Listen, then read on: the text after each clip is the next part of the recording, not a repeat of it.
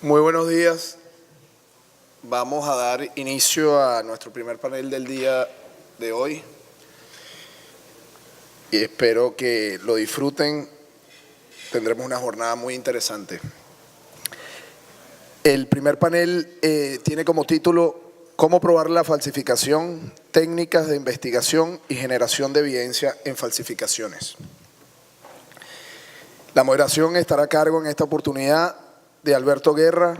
Alberto es socio principal de la firma Guerra IP de Brasil, dirige el departamento de patentes y también está especializado en derecho deportivo y del entretenimiento. Alberto es también exdirector de fútbol, exdirector jurídico de Gremio Fútbol de Porto Alegre y actual miembro de su consejo de administración. Alberto es presidente saliente del Comité de Deportes y Entretenimiento de ACIPI, es actual coordinador de la sección del Derecho Deportivo de la ABPI y delegado brasileño de ACIPI por el periodo 2015-2018. Alberto ha sido panelista muchas veces en diversos seminarios sobre el derecho deportivo y el patrocinio en el fútbol. Alberto. Hola, gracias Luisito. Primeramente pido excusas para mis compañeros brasileños, pero voy a hablar en un portuñol hasta para favorecer ahí la traducción. Me gustaría agradecer a la CIPI la invitación de organizar este panel, lo que me parece bastante importante esta cuestión y este panel también acá, porque las estrategias son muy importantes dentro de la falsificación, porque sabemos cómo peligroso es tratar con los piratas, ¿no? Así que, now let me introduce you in English, because we will begin this panel with our good friend Travis. Travis Johnson is Vice President, Legislative Affairs and Senior Counsel at the International Anti-Counterfeiting Coalition in Washington, D.C. In that capacity, he oversees all aspects of the organization's government relations and policy development function throughout the American. He has co-authored the IACC-INTA model State Criminal Trademark Counterfeiting Statute, served as the principal author of criminal trademark legislation enacted in 7 states. Testified before a number of state legislatures in the U.S. Congress and overseas at the organization's annual Special 301 submission in the U.S. Trade Representative. He holds a degree in law with focus on intellectual property rights, member of the Florida Bar and the Association of Government Relations Professionals. Please, ladies and gentlemen, welcome Travis Johnson.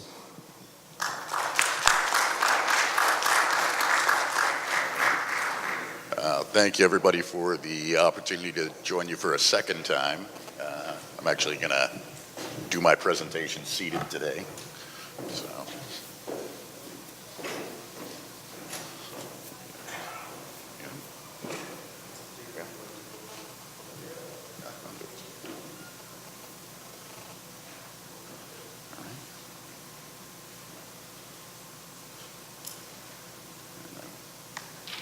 And I will again apologize up front. I did not learn Spanish overnight, so I will be doing my presentation in English again today.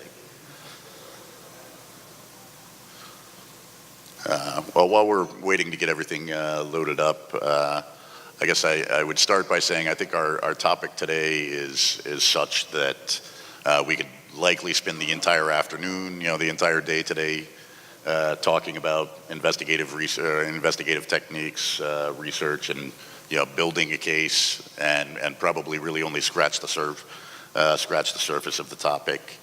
But I hope that in this next hour or so, we can provide some practical tips, that may help you in your practice moving forward.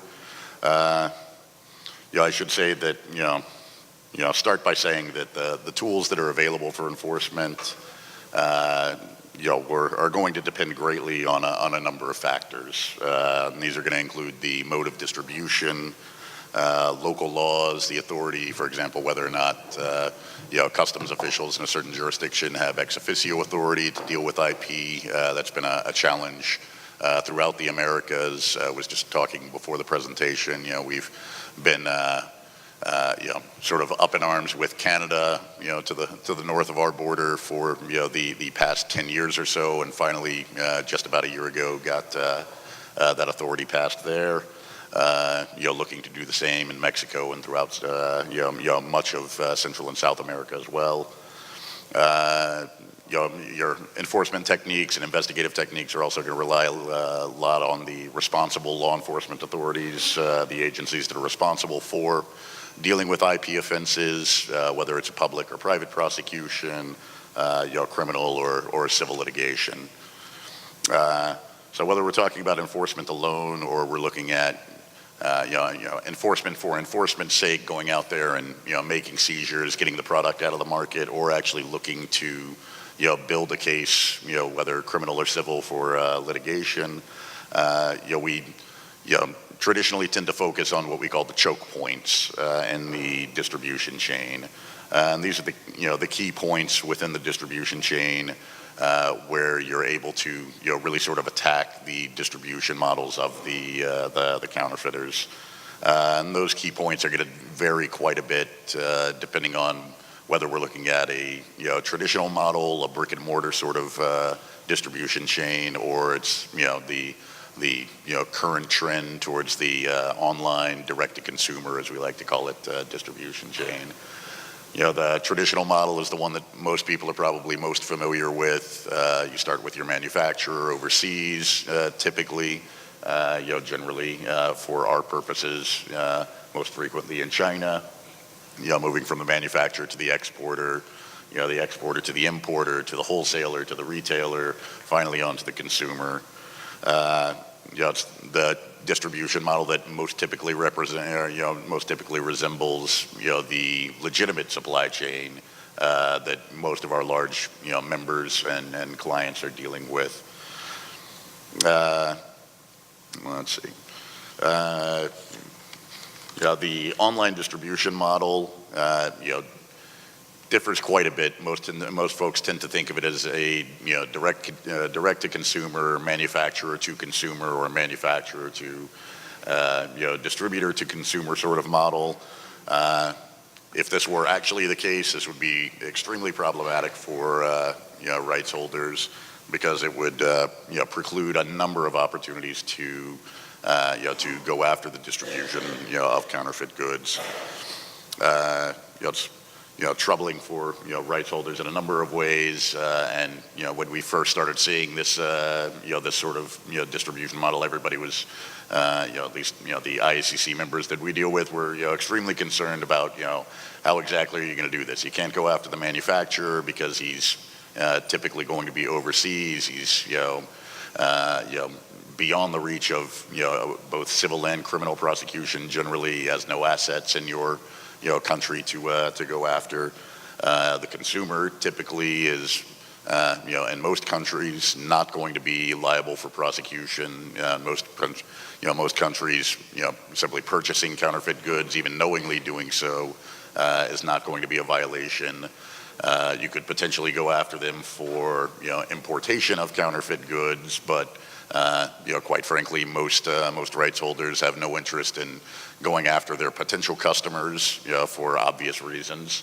In many countries, the importation of small amounts of goods is going to be not a prosecutable offense, pass under a personal use or fair use exemption for importation. So not really something that you can go after anyway. The fact of the matter, though, is the online distribution chain looks a little bit more like this, and we talked about this a bit yesterday. Most of the individuals involved in the online distribution chain may be entirely unwitting or unknowing participants, typically involving third-party intermediaries, facilitators that are unaware of the products that are moving through their system. In most cases, these companies have no interest or no desire to participate in the distribution of counterfeit goods. but find themselves drawn into it, nonetheless. So whether your problem is in the online distribution chain or the real-world brick-and-mortar distribution chain, the first place that we typically want to start is working up that distribution chain. And we focus on two main areas. When we're looking to do our enforcement, when we're looking to build our case. The first is to follow the money. The second is to follow the documents. So when we start at the beginning of the the end of the distribution chain, we start with the consumer. Oddly enough, consumers can often be one of the greatest sources of information for a rights holder in putting together their case and developing that initial hook to work back up the consumer chain. Angry consumers should never be underestimated. We frequently hear a lot about consumers who are actively seeking out counterfeit goods or knowingly buying counterfeit goods, but often some of the best information, the best tips that we get at the IACC or directly to our members come from consumers who thought they were buying legitimate product. This is particularly the case online, where we've seen prices go from extremely low in comparison to the normal legitimate goods and legitimate prices, moving up to near normal retail. So you have consumers out there that are buying a lot of products, thinking that they're buying legitimate goods. They're not able to examine them because they're buying them through these very nice, well-designed websites. Have the appearance, the look and feel of being authentic. But then when they get the products, they discover that they have not gotten quite what they bargained for. Those consumers offer the added bonus of providing you free information when they call your tip line, your helpline. They email your consumer assistance email on your webpage. Some of the things that you want to look for if you receive some outreach from these consumers. The name and location of the seller, the website that they purchased from, the receipts, the packing slips, anything that came with the product itself. Pricing information also very important, and how they got to the website. Whether it was spam email, if they still have that email, whether they saw a link on social media, Facebook or Twitter, whether it was online advertisement through Google. All of these are just by themselves not particularly helpful, but when taken into account with all of the other information that they may lead to, can be very useful. Everything that you're looking for is essentially going to be coming back to the statute itself. So if we look at the statute in the U.S., for example, what is a counterfeit good? It's an unauthorized copy of a trademark. So obviously you're going to want to have a good bearing or being used in association with your trademark. Typically you're going to have to show knowledge that the individual that was selling it knew that they were violating that trademark, whether that's able to be proved constructively just on the basis of your registered trademark, or they had to have actual knowledge that they were trafficking in an illicit good. That will come into play. The pricing information, the packing slips, the receipts, goes directly to, in most cases, you're either going, if statutory damages are not available, you're going to have to prove actual damages. So you're going to want, to be able to demonstrate that the seller of the product, obtained something of value for the goods. You're going to want to be able to show that history of sales. You've got one sale here. Plenty of other sales information is going to be available if you can trace back, through that chain now. The retailer, wholesaler, same idea. We start with the angry consumer, particularly if they bring it in the, bought it in the brick and mortar context, whether it's a flea market, bodega, corner store, any sort of, traditional retail outlet. Once you get the retailer, then you start getting into some of the very good, very useful information. Sales records, again, go to the value, the level of sales, the profits that the potential defendant was making. Bank accounts and bank records go to this same factor. Rental agreements are a fantastic source of use. If you have an individual who's paying several $100s a month to rent a stall at a flea market, somebody who's paying a couple $1,000s a month for a brick and mortar retail location in a shopping mall, it goes to common sense that somehow or another they were making enough money to be able to pay for that monthly payment. Presumably that money was coming from the profits of their illegal sales, which can be very convincing to both judge and jury as with regard to the level of sales and the level of harm that's being caused to the rights holder. Import documentation, another fantastic source. Presumably the retailer is getting these goods from somewhere. They're not manufacturing them themselves. The import documentation, if it's available, may expose a higher level retailer, a wholesaler, distributor, importer, exporter, the manufacturer itself, correspondence. We talked briefly yesterday about cease and desist letters, which typically I am not a very big fan of, at least as regards to their effectiveness in actually getting someone to stop, conducting their illegal activities. Cease and desist letters can be a fantastic, benefit though when you're building your case, because it goes directly to the criminal's knowledge that what they were doing was illegal, that your client has rights that they were violating, and clearly proves the knowledge element that most criminal statutes and many civil statutes are going to require in order to prove liability, whether criminal or civil. Importers, exporters, detention and seizure notices are probably the main source of information that most of our clients that we deal with at the IACC get. Unfortunately, the past few years we've had a significant decrease in the number of detention and seizure orders or detention and seizure notices that rights holders have been receiving from customs.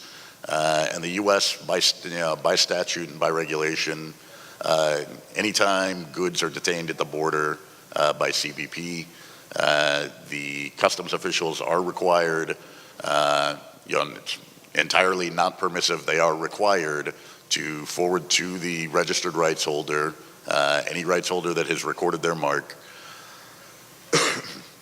excuse me, they are required to send, I believe it's 5 data points, which includes the date of detention, the port of detention, the quantity of the goods involved, the marks involved, along with 1 or 2 others. When they go to a full-fledged seizure, if there's no contest of the detention, and they go through the administrative process, make the determination that the goods are in fact counterfeit, then there are several additional data points that are required to be disclosed, including the manufacturer of the goods, the importer of the goods, the exporter of the goods, at which point you have basically a roadmap all the way back, assuming that the information is correct, all the way back to the producer of the goods, which opens up the opportunity for cross-border litigation, whether civil or we've discovered frequently, China has often gotten a bad rap for not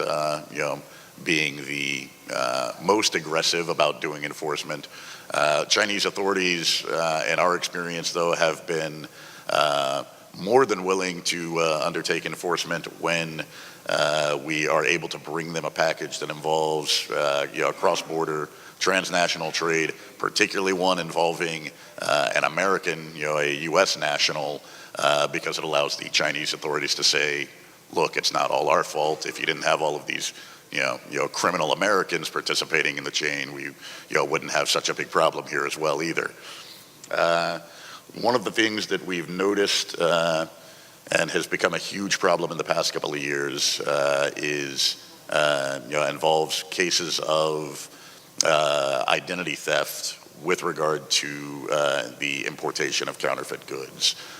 In these cases, we typically see counterfeiters using the importer record number and the name of well-known, particularly larger, well-established shippers that may be better known to customs, that tend to be participating in some of the known importer or CTPAT or some of these programs that have been put together to expedite trade for those brokers and those importers that have a solid and established record of following all of the rules, following the regulations, and generally are seen as good, upright, standing citizens of the trade community. The importer or the counterfeiters have taken to stealing this information, using it unknowingly to the individuals that they've taken this information from, and using that to help streamline their process, facilitate their shipments into the U.S. One of the other things that we see frequently is just importer, exporter, manufacturer information that's just blatantly false. You might get a seizure notice from CBP that shows a name or address for a company or a physical location in China that just simply does not exist. There is no company registration. There is no physical, building or premises at that address, which most people would think results in a dead end. In fact, we found this to be very helpful in some cases, particularly if you're able to use some of the publicly available databases that are out there, things like Datamine, where you can get a full listing of import and export records. Where individuals are, using these false names, these false addresses. They're using, sort of common import descriptions, which frequently have, common misspellings or other errors within them. If you're able to go into the publicly available databases and match those up, you can find, common addresses, common names, common errors within the two. That will often lead you, to be able to link up multiple shipments, which again goes to, both the deception goes to the willfulness, the ability to link up all of these multiple shipments, will create, in most cases, a rebuttable presumption that the individual that was shipping, one illicit shipment that was detected, was detained, was seized, was the same individual that was shipping all of these other illicit, all of these other shipments that have been linked up, through the commonalities within the import and export records. Third-party sources, again, much like the import database information, who is information. Typically, websites. These days you see more and more individuals, particularly individuals engaged in illicit activity, that are using either false information. They're using privacy proxy services, so it's more difficult to get the information. Where it is available, though, the ability to link up multiple sites. We talked yesterday about how generally there is no sort of one-to-one correlation between a website and an individual. Most of these online trafficking operations involve massive networks, many sites all being operated by a single individual, where you're able to link those up, show the connections between those sites, can go miles in helping to prove the breadth and the extent of the illegal activity that an individual was involved in. The payment service providers, online service providers, logistics providers, again, we discussed yesterday, most of these companies are unwitting participants in the illicit activity, in the distribution of counterfeit goods. They generally are unaware of the illegal shipments, and when it's brought to their attention, in many cases they will go the extra mile to help you in helping themselves remove those bad actors from their system. In some cases, you can get some very good information from them, particularly regarding shipping histories, as well as the actual individuals behind the transactions themselves. Litigation as a tool, I think Jose is going to touch on a bit more. Even where you don't know the individual, specifically, John Doe lawsuits have been very helpful in the U.S., whether it's going after, an individual shipment, an individual shipper, a website that, has no particular individual attached to it, or a bank account, things like this. Those lawsuits have been really a gold mine, and being able to, connect the dots between individuals and multiple, actors within the same network. These lawsuits also open up the opportunity for discovery from third parties. So where you have individuals who may not be particularly inclined to assist, one of the more recent cases that we've seen in the U.S. involved some Chinese banks who were extremely reluctant to disclose information to some of the plaintiffs involved, Gucci and Tiffany. The court order that the plaintiffs were able to obtain allowed them to apply U.S. law extraterritorial, in an extraterritorial manner, and to seize or to obtain an asset freeze abroad, while also obtaining significant bank records showing the history of the illegal activity, the volume and the value of the sales that the individual had been involved in, which again goes quite a ways to proving the damages that were that were being undertaken by the plaintiffs. I'll go ahead and stop there. And, Thank you, Travers, for your excellent presentation.